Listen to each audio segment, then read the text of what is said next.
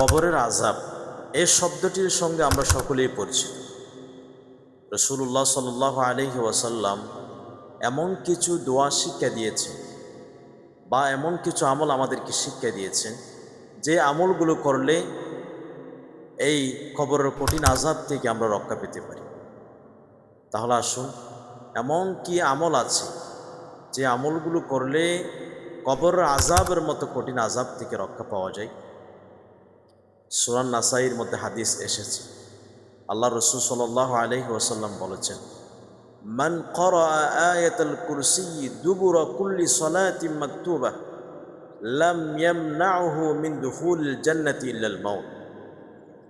রাসূলুল্লাহ সাল্লাল্লাহু আলাইহি ওয়াসাল্লাম বলেছেন, যে ব্যক্তি প্রত্যেক ফরজ নামাজের পরে আয়াতুল কুরসি, যে কোরআনুল কারীমে সূরাতুল বাকারার মধ্যে আছে, এই আয়াতুল কুরসিটি তিলাওয়াত করবে, পাঠ করবে, ওই ব্যক্তি মারা যাওয়ার সাথে সাথে আল্লাহর জান্নাতে চলে যাবে। সুবহানাল্লাহ।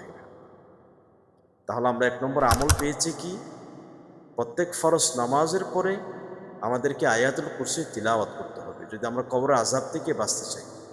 রাসূলুল্লাহ সাল্লাল্লাহু আলাইহি ওয়াসাল্লাম বলেছেন, কুরআনুল কারীমের মধ্যে এমন একটি সূরা আছে যেই সূরার ব্যাপারে বিভিন্ন হাদিসের কিতাবে এসেছে, ইন্না হাযিহি সূরা মানিআতুম মিন আযাবিল কবর।